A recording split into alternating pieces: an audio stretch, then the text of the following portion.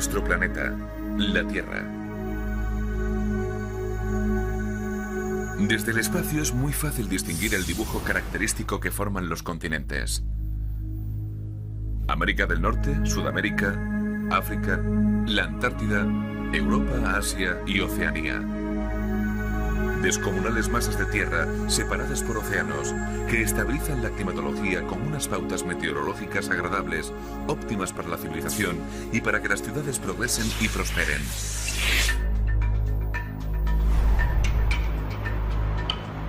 Ahora imaginen nuestro planeta arrasado por vientos huracanados, sujeto a temperaturas extremas, heladas de consideración, olas de calor y sequías.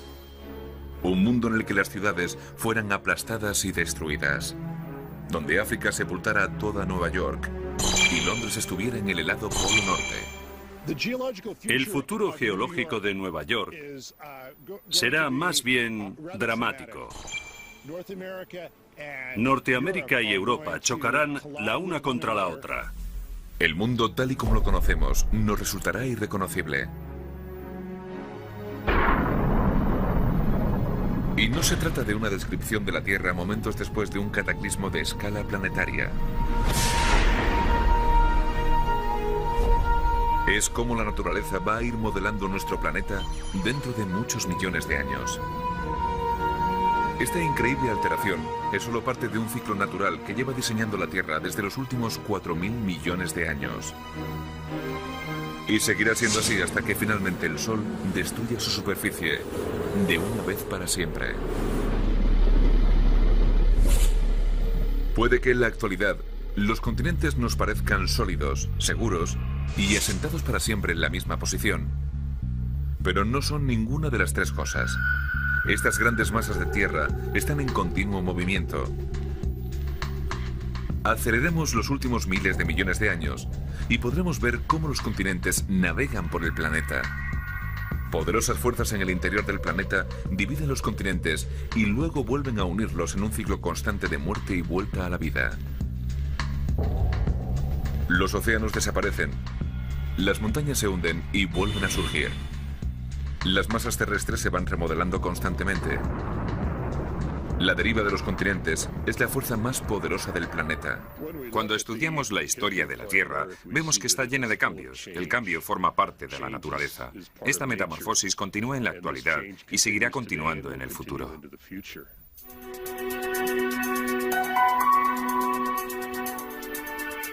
Para comprender cómo los continentes van dándole forma al planeta, primero deberemos retroceder a los momentos en los que se formó la Tierra. Hace 4.500 millones de años. La Tierra ha sido creada por los restos dejados durante la formación del Sol. Polvo y escombros chocan entre sí y se aglutinan. Una vez que estas aglomeraciones forman masas de aproximadamente 1 kilómetro de diámetro, crean la suficiente gravedad para atraer más material. Poco a poco estas acumulaciones crecieron hasta formar unos 20 planetas. Conforme estos planetas iban orbitando alrededor del Sol, empezaron a colisionar entre ellos. Una colisión con el planeta Deia, que dio lugar a la Luna, destruyó la superficie de la Tierra. La energía resultante hizo que la Tierra estuviera excesivamente caliente. A unos 6.000 grados de temperatura, 7 o más veces más caliente que un horno crematorio. La Tierra es una inmensa bola de lava incandescente. Era un infierno primigenio. Miles de asteroides y cometas bombardeaban nuestro planeta. Pero en lo más profundo del mismo, empezaba un proceso que concluiría en la primera masa terrestre. Los elementos más pesados, plomo y níquel, se hundían hacia el centro de la Tierra para formar su núcleo de metal fundido. Los más ligeros, incluidos el oxígeno y el silicio, ascendieron hacia la superficie, entre la roca fundida que arrojaban los volcanes. Poco a poco, la superficie de la Tierra se iba enfriando. La lava se solidificaba formando segmentos de corteza terrestre, las semillas de los primeros continentes. Pero a pesar de haberse creado la primera masa terrestre, se avecinaba una batalla por la supervivencia. La Tierra estaba siendo bombardeada por un gran número de asteroides ya desde el principio. Recibir estos gigantescos impactos dio lugar a cambios importantes. El profesor de geología Sam Bowring es un experto en la creación de la Tierra y en la génesis de los continentes. Ya el hecho de existir una corteza desde el principio es un asunto interesante. Creo que ya estaba en la Tierra desde sus primeros tiempos. La duda era cuánto tiempo aguantaría indemne. Cuando la Tierra estaba siendo constantemente bombardeada por los asteroides, las posibilidades de conservar cualquier trozo de corteza eran muy bajas.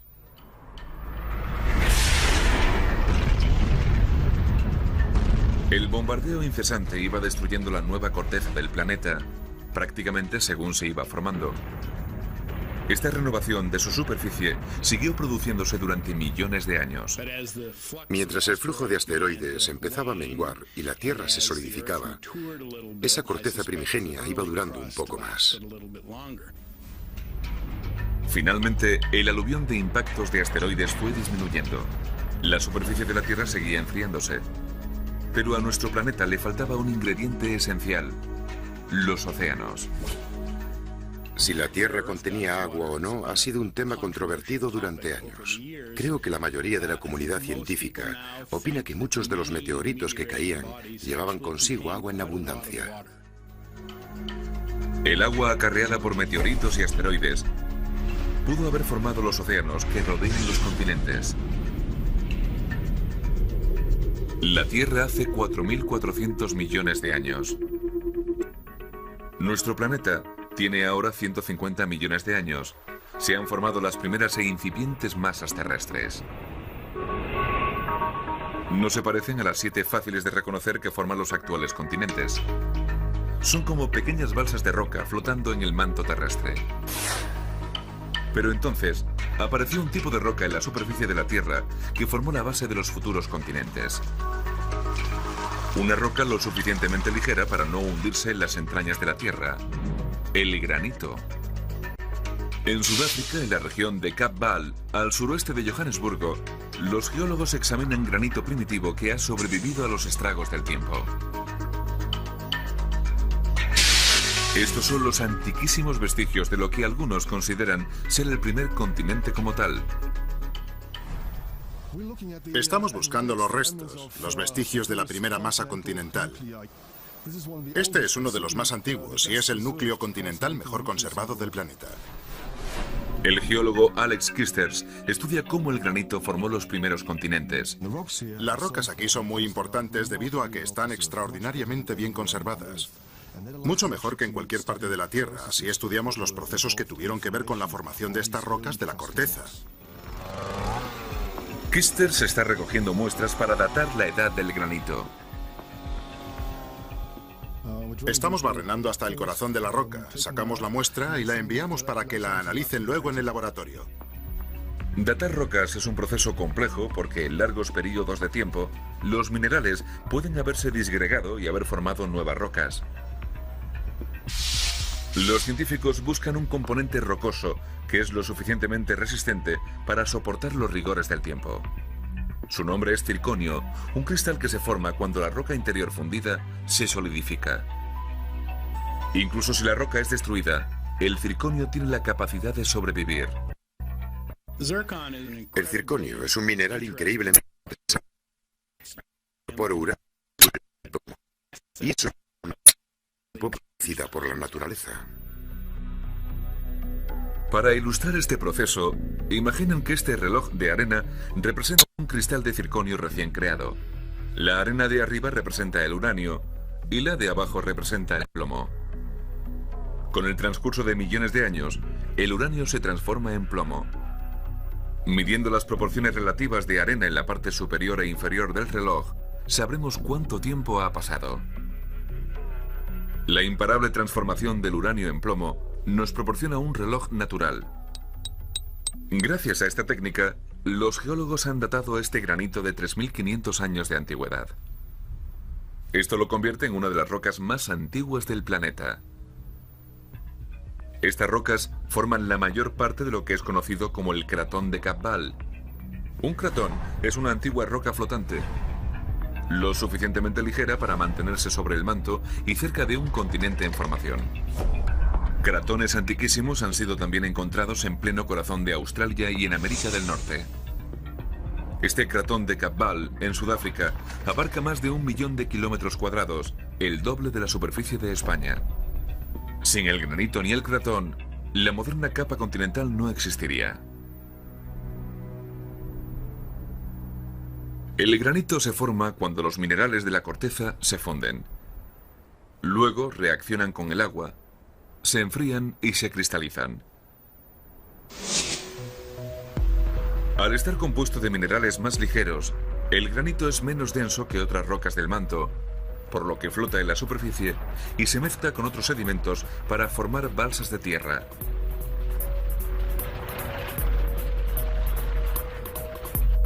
El cratón de Cabval no está compuesto únicamente de granito.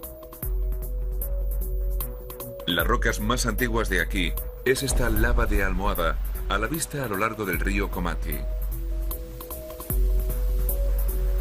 Se formaron hace 3.500 millones de años, cuando la lava emergió de un volcán submarino. Al contacto con el agua, la lava inmediatamente adquirió una corteza sólida que se agrietó y de la cual salía lava en forma esférica o almohadas. Estas rocas se encuentran entre las más antiguas que conocemos. Básicamente son idénticas a la lava almohada que se ve en erupciones submarinas recientes, como por ejemplo en Hawái.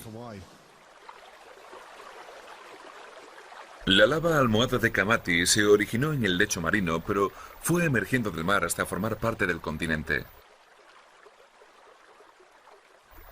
¿Pero de dónde procedía el granito? Para crearlo, era precisa la mezcla necesaria de minerales. Una nueva teoría sugiere que los mismos seres vivos pudieron añadir los ingredientes que faltaban. Puede parecer una idea descabellada, pero hay pruebas de que algunos de los organismos que realizaban la fotosíntesis aparecieron al mismo tiempo que los continentes empezaron a formarse, hace 3.800 millones de años. Algunos científicos sugieren que los primeros organismos, tales como las bacterias, contribuyeron a la fragmentación de las rocas que emergían a la corteza terrestre. Durante cientos de miles de años, estas rocas se descompusieron en nuevos minerales que se iban hundiendo en el manto. Muy por debajo de la superficie, se fundieron y formaron magma granítico. El magma ascendió hasta los protocontinentes, se enfrió y formó gigantescas plataformas de granito. Ya estabilizado, el cratón comenzó a crecer, formando los nuevos continentes originarios.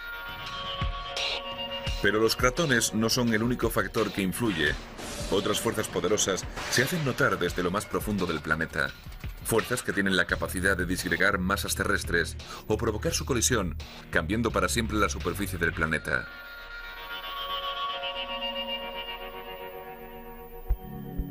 $4.500 millones de años atrás. La formación de la Tierra.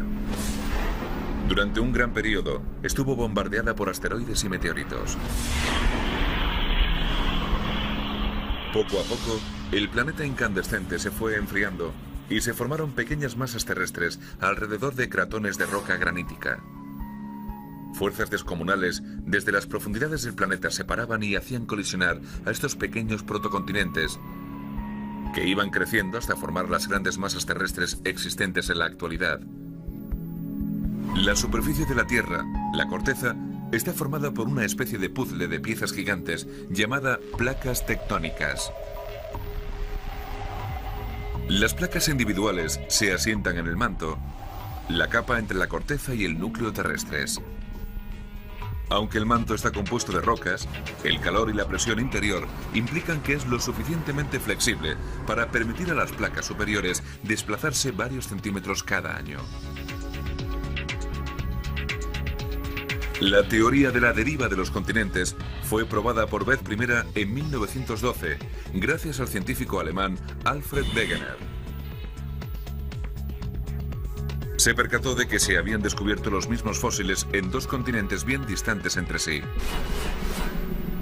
El paleontólogo y profesor Mark McMenamin del Mount Holyoke College de Massachusetts es un experto en localizaciones de fósiles. Wegener afirmaba que un organismo de agua dulce no pudo atravesar un océano salino.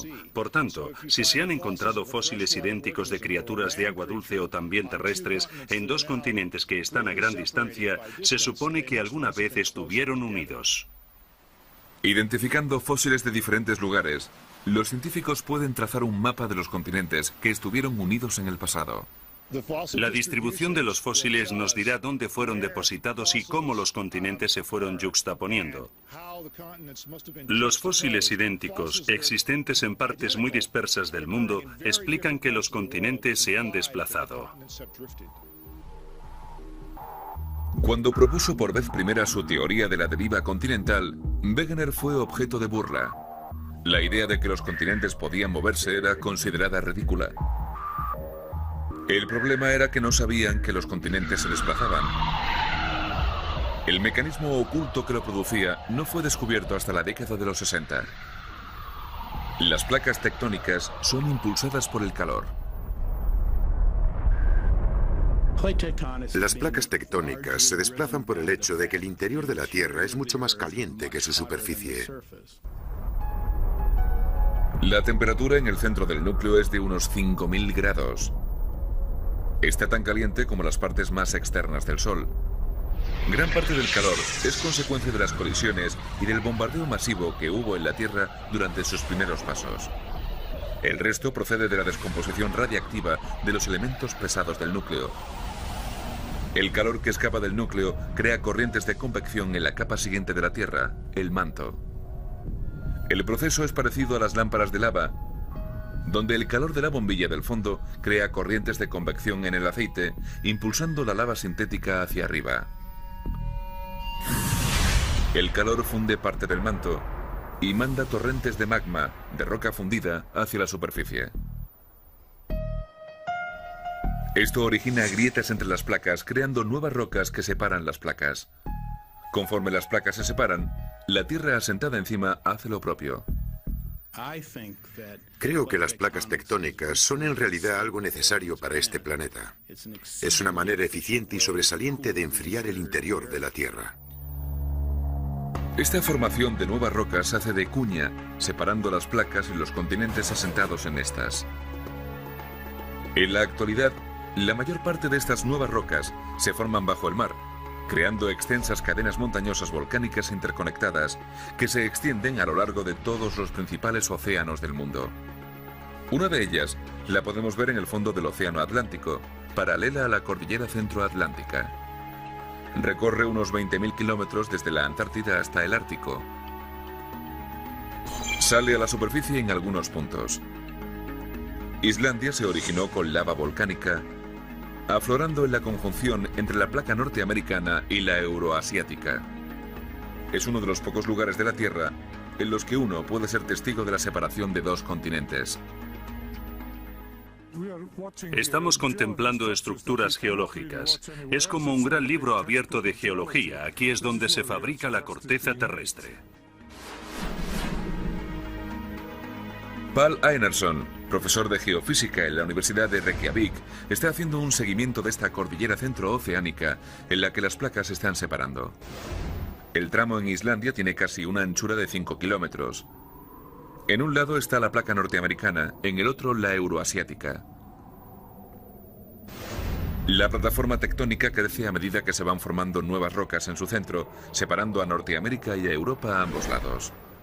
El océano Atlántico se ensancha y sendos continentes se van alejando. Con el tiempo, el Atlántico llegará a ser igual de grande que el Pacífico.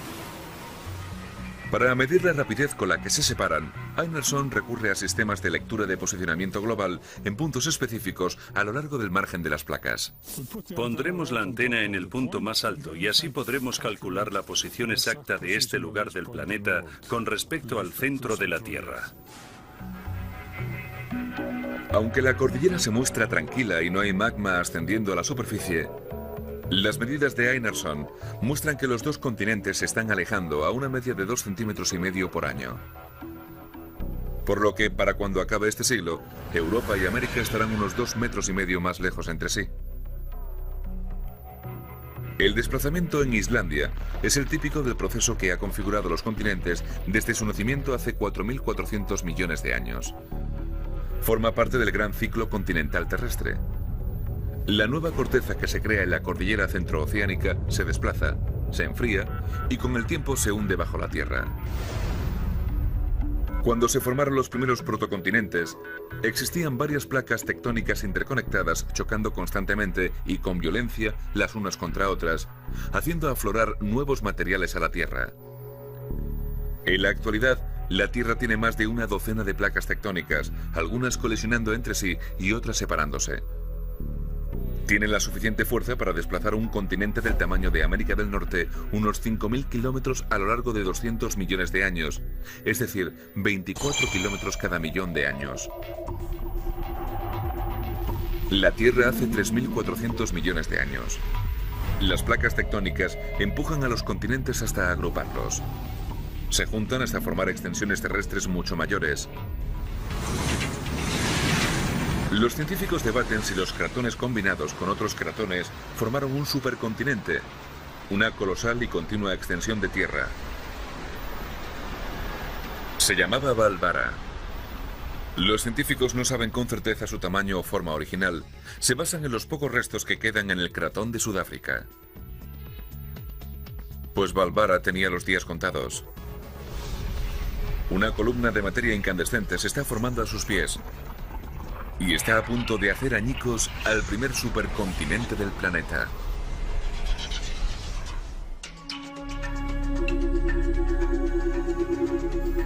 Hace 2.700 millones de años, Valvara, la primera gran masa continental del globo, sigue preponderando sobre el planeta. Sin embargo, las placas tectónicas, impulsadas desde el núcleo del planeta, están a punto de producir su escisión. La roca es un buen aislante. Cuando un continente ocupa una gran extensión, la roca atrapa el calor que hay debajo. A medida que aumenta el calor, una columna de magma a gran temperatura empieza a acumularse bajo la gran masa continental. La temperatura continúa ascendiendo y lo mismo ocurre con la presión en el manto. Finalmente, la corteza ya no puede soportar la presión y la lava incandescente se abre paso seccionando el terreno. Se puede ver actualmente este proceso en marcha en África.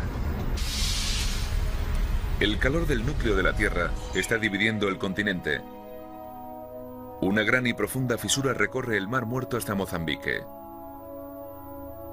Grietas gigantescas se están abriendo en tierra firme.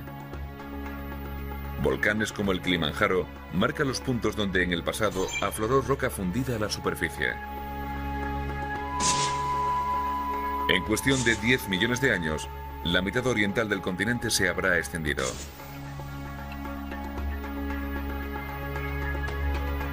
La lava incandescente atrapada bajo el gigantesco supercontinente de Valvara finalmente salió expelida a través de las rocas de la superficie. El continente se fragmentó en bloques más pequeños.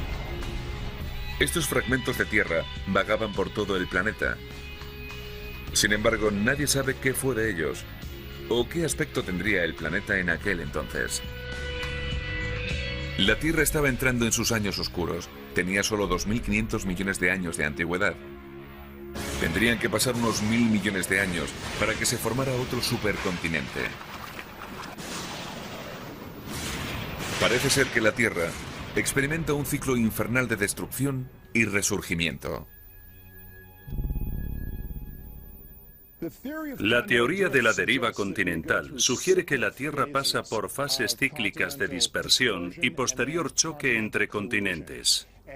Los continentes parecen separarse entre sí y luego chocarán entre ellos en quizás un periodo de tiempo de cientos de millones de años o más.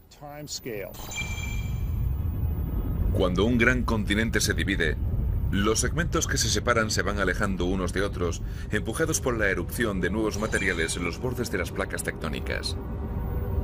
Debido a que el planeta tiene una superficie constante, la cantidad de tierra que se va creando es la misma que debe ser absorbida. Este proceso tiene lugar en las zonas de subducción, donde confluyen las placas tectónicas. En las zonas de subducción, la Tierra se hunde en el manto, donde es fundida para formar nueva roca. Cuando una placa se zambulle bajo la corteza, da lugar al acercamiento de dos segmentos de Tierra. Al colisionar, empieza la formación de un nuevo supercontinente. Estamos a 1100 millones de años atrás. Y se ha formado el siguiente supercontinente conocido. Su nombre es Rodinia y alberga casi toda la roca continental de la superficie del planeta.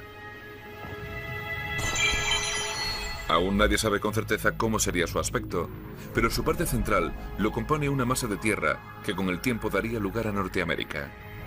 350 millones de años después, el ciclo de aniquilación y creación empieza de nuevo cuando el calor acumulado bajo la superficie de la Tierra convierte en pedazos a Rodinia. Cuando Rodinia se divide, forma varios continentes más pequeños que se irán separando durante millones de años, hasta juntarse de nuevo y formar Gondwana, un nuevo supercontinente en el hemisferio sur. Finalmente, y tras varios cientos de millones de años, Gondwana poco a poco empieza a dividirse. Las placas tectónicas vuelven a agrupar la Tierra para crear el último supercontinente del planeta. Es una descomunal masa de tierra conocida como Pangea, toda la Tierra en griego clásico. Todos los continentes que conocemos en la actualidad la conformaban. Los geólogos han sido capaces de trazar la posición relativa de los continentes porque hace 350 millones de años existían numerosas especies en la Tierra, cada cual viviendo en regiones distintas.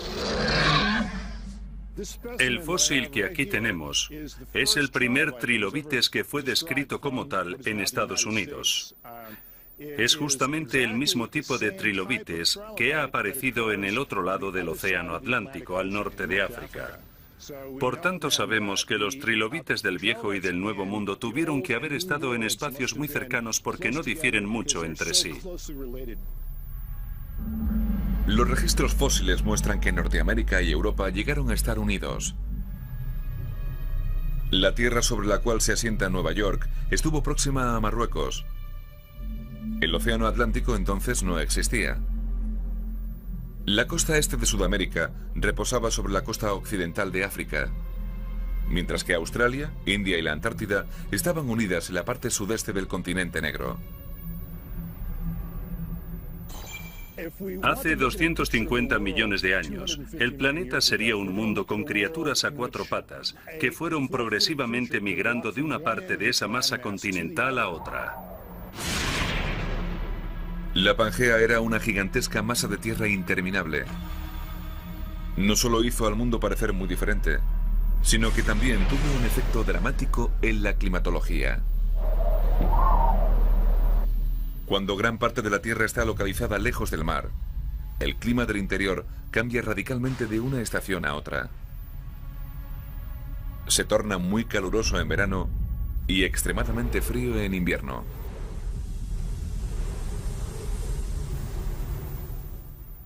No disponía de la influencia atemperante del mar que tenemos hoy. Por eso era un mundo muy distinto. En cierto sentido era más inhóspito y menos habitable, al menos para la vida en tierra firme.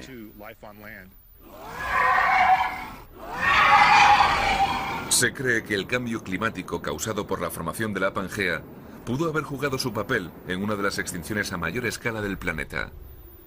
Este acontecimiento, conocido como la extinción en masa del Permo-Triásico, aniquiló el 90% de la vida en la Tierra.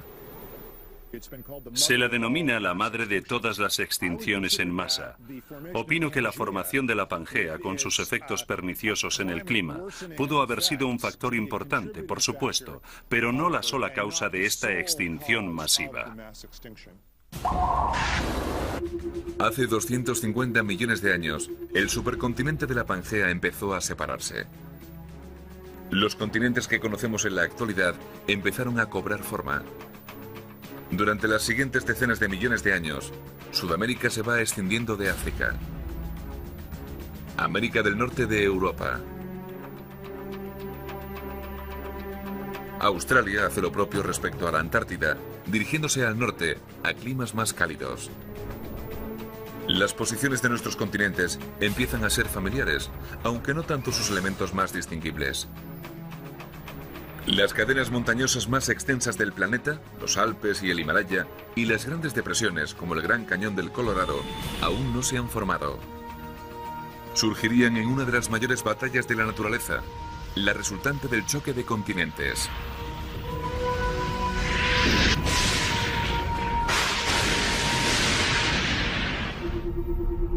La Tierra hace 100 millones de años.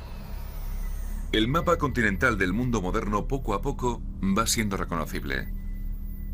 Pero una batalla sigue teniendo lugar entre los continentes que cambiará la faz de la Tierra de una vez por todas y creará uno de los accidentes geológicos más extraordinarios de nuestro planeta. Conforme los continentes se desplazan gradualmente por la superficie del planeta, tierra y rocas son arrastradas hacia las zonas de subducción entre las placas tectónicas. Pero cuando los continentes colisionan en los bordes de las placas tectónicas, algunas veces se produce una lucha por la supremacía. Si ninguna de las placas cede y desciende para ser engullida por el manto, entonces ambos continentes poco a poco van chocando y deformándose mutuamente. Estos puntos dramáticos de colisiones continentales originan las montañas.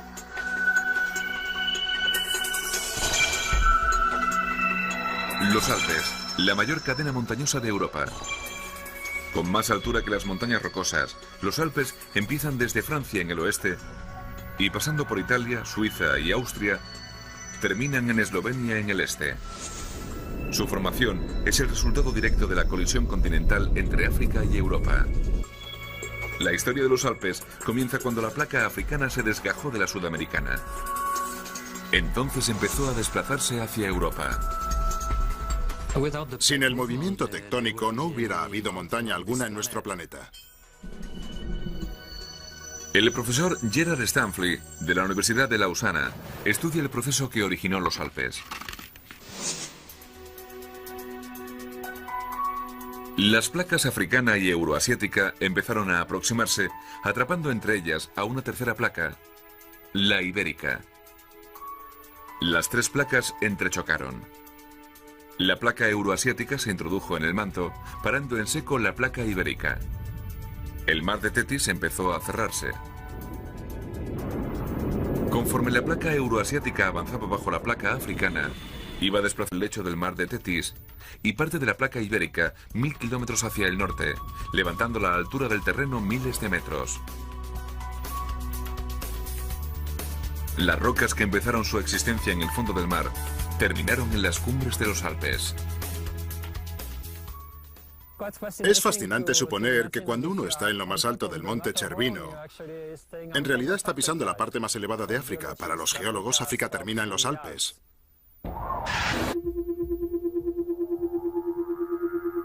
Durante los 100 millones de años siguientes, los continentes continuaron aplastándose. Nuevas cadenas montañosas se fueron formando por todo el planeta. La mayor de todas, el Himalaya, se formó cuando la placa india, en su desplazamiento hacia el norte, embistió contra la placa euroasiática.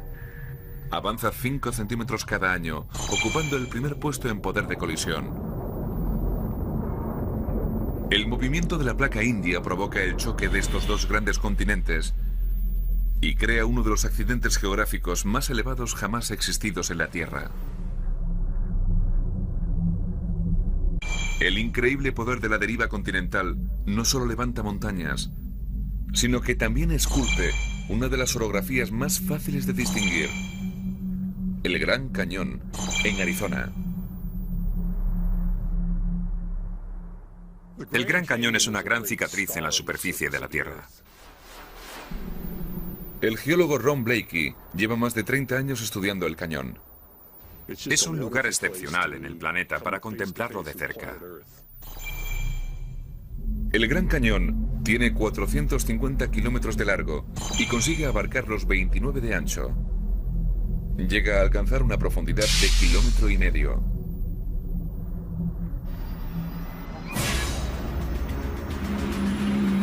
Esta garganta deja a la vista el interior del continente norteamericano.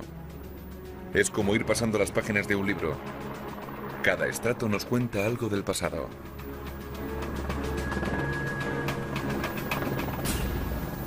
Uno de los elementos más obvios del Gran Cañón es que conforme recorremos sus paredes, es como ir viajando a través de una máquina del tiempo. Cada estrato de roca revela la historia geológica de Norteamérica. Desde el momento actual hasta hace 2000 millones de años. A mayor profundidad, más antiguas son las rocas. Estudiando los estratos, Blakey puede recomponer la historia del cañón. Ha encontrado una de las pruebas más interesantes en lo más alto. Fósiles de criaturas oceánicas. ¡Wow! Hemos acertado con este lecho marino. Lo que aquí vemos es un ejemplo extraordinario del periodo pérmico. La información más relevante que nos da respecto al Gran Cañón es que esta zona tuvo que estar próxima al fondo del mar cuando estas rocas se formaron. Ahora este borde del cañón está a 2000 metros sobre el nivel del mar. Por tanto, algo tuvo que suceder. O bien que el mar descendió esos 2000 metros, cosa poco probable, o que el terreno se elevó dicha altura. Creemos que fue lo segundo. Hace 250 millones de años, el cañón empezó a formarse como consecuencia de la colisión entre las placas del Pacífico y la norteamericana.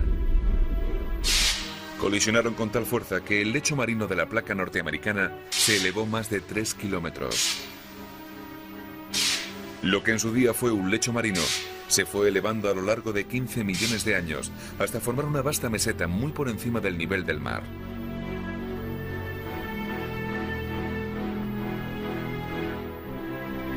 Así permaneció durante millones de años, mientras era transformada por la erosión del agua.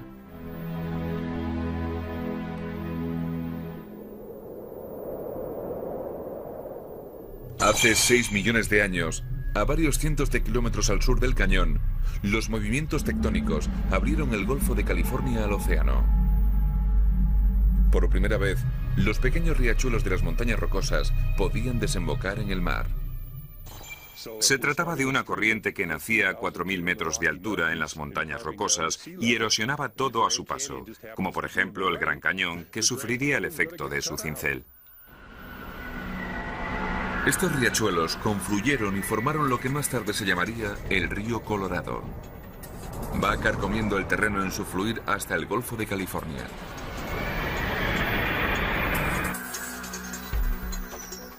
Fue un río el que esculpió el cañón. El agua iba erosionando las rocas, un estrato y otro, arrancando materiales del cañón y dejando el gran precipicio que hay aquí abajo. El Gran Cañón es un reflejo de la asombrosa fuerza de los continentes a la hora de modelar nuestro planeta. Continuemos con nuestro viaje que traza el nacimiento y la destrucción de los continentes. Situémonos 20 millones de años atrás. 4000 kilómetros al sur del Gran Cañón, otra colisión de placas está a punto de suceder. El mapa del mundo moderno está casi acabado. En este momento, el tramo de agua que fluye entre el Océano Pacífico y el Atlántico sigue separando Norteamérica de Sudamérica. En el transcurso de muchos millones de años, la placa del Pacífico se va deslizando bajo la placa del Caribe. La presión provoca la erupción de los volcanes del fondo del mar. Algunos explotan con tal virulencia que crean una sucesión de pequeñas islas entre América del Norte y del Sur.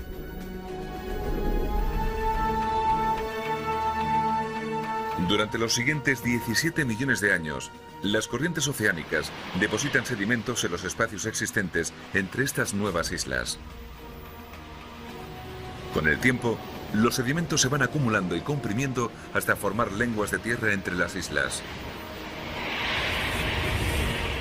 Hace 3 millones de años, el Istmo de Panamá, una estrecha franja de tierra, finalmente enlaza los dos continentes americanos, separando el Océano Pacífico del Atlántico. El flujo de agua entre ambos océanos deja de existir y las corrientes deben tomar otros derroteros. Esto causa entonces otro cambio en el clima de nuestro planeta. Altera la dirección de las corrientes cálidas a lo largo y ancho del globo, trastocando los patrones meteorológicos y posiblemente abocando al planeta a una edad de hielo. Muchas especies desaparecen. Ya se han formado los continentes que conocemos en la actualidad, creando un medio óptimo y habitable para el progreso y la evolución de la civilización en el planeta Tierra. Pero ¿cuánto tiempo durará? Las fuerzas motrices de las placas tectónicas aún siguen activas y fragmentarán los continentes de nuevo. Forjarán otro mundo distinto. Un medio que puede desencadenar otra extinción en masa y llevar a la humanidad hasta el borde de la aniquilación.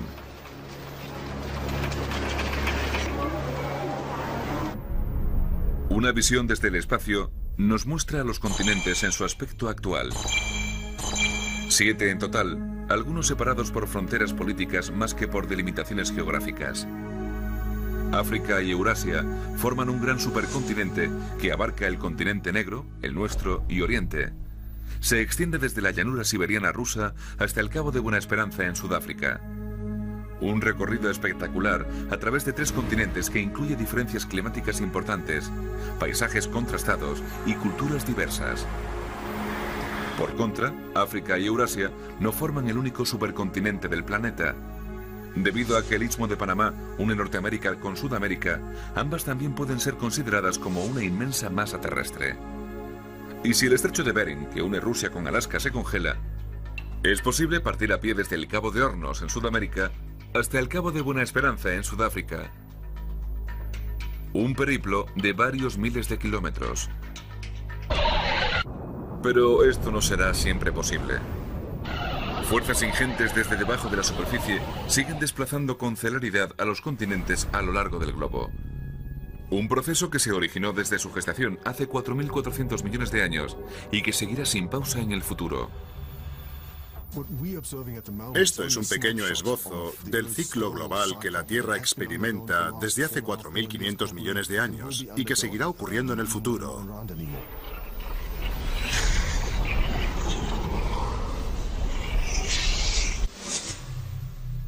El ciclo continental planetario tiene otro impacto en nuestro mundo.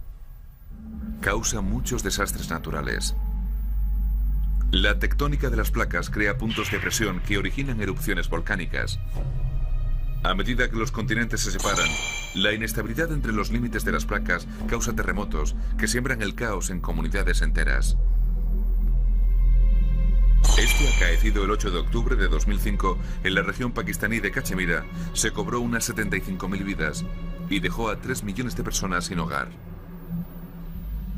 Y el efecto estruendoso de la subducción de las placas bajo la corteza origina unas olas devastadoras. El gran tsunami de Indonesia de 2004 es solo una demostración de la terrible fuerza que desencadena el corrimiento de las placas. Estos desastres naturales forman parte del ciclo de los continentes y seguirán ocurriendo.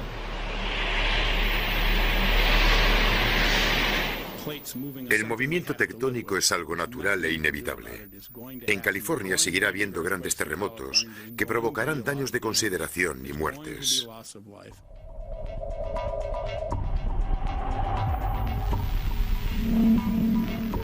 En años recientes, parece ser como si los desastres naturales provocados por el movimiento de los continentes hayan ido en aumento.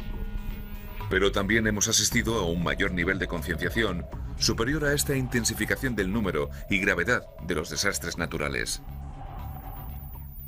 Hemos observado que la gente se ha ido concienciando mucho más. La posibilidad de comunicación instantánea ha dado mucha más publicidad a las erupciones volcánicas y a los seísmos.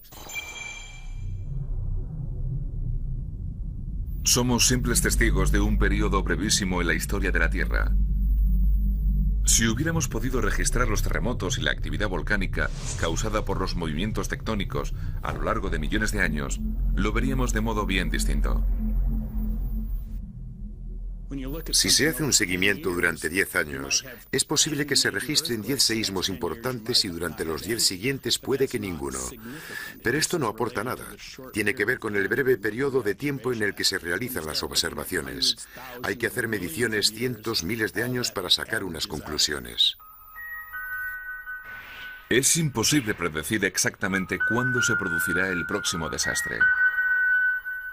Pero sí es posible vaticinar dónde tendrá lugar. En los límites tectónicos. El mapa de la localización de terremotos y volcanes coincide con el de las fisuras entre placas tectónicas. Calculen hacia dónde se desplazarán estas placas en los próximos 10 millones de años. Y el futuro se tornará turbio para muchas de las ciudades del mundo.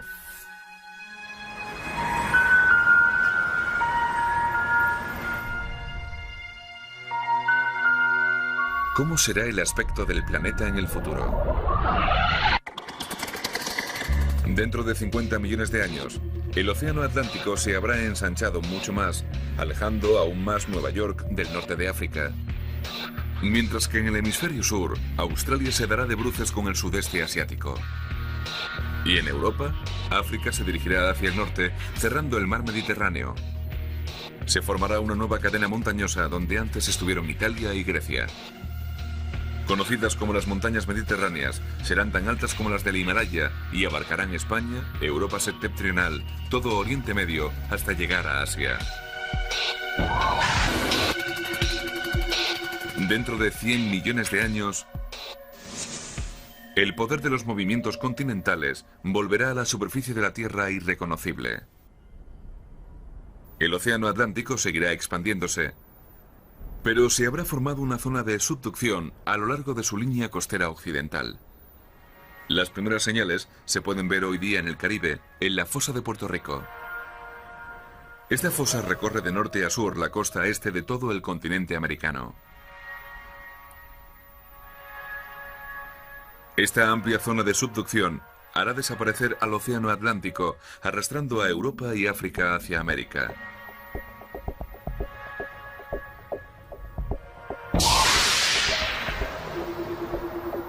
Dentro de 250 millones de años, los exploradores intergalácticos retornarán a su antiguo planeta y encontrarán un mundo muy diferente al que les habían mostrado. Ya no existirán los 7 continentes, sino una gigantesca masa que contendrá la mayor parte de la tierra del planeta. Posiblemente encuentre un mundo yermo y helado. Los exploradores buscarán los restos de nuestras actuales ciudades, pero cuando Europa y América colisionen, todas las ciudades a lo largo de la línea costera habrán sido paulatinamente destruidas. El futuro geológico de ciudades como Nueva York será más bien catastrófico. A largo plazo, Nueva York será un punto de colisión continental. América del Norte y Europa chocarán entre sí y harán surgir una cantidad determinada de rocas que se irán plegando en los lugares en los que coincidan ambos continentes. Nueva York y sus ciudades vecinas serán aplastadas y sepultadas bajo la superficie, dejando nada más que unos pocos restos. En el futuro, los geólogos serán capaces de encontrar restos de la ciudad de Nueva York enterrados entre las mismas rocas, desde edificios a botellas de plástico, automóviles viejos, etc. Todo esto formará parte del elenco de fósiles y será reconocible para los futuros geólogos que tengan muy claro lo que están buscando.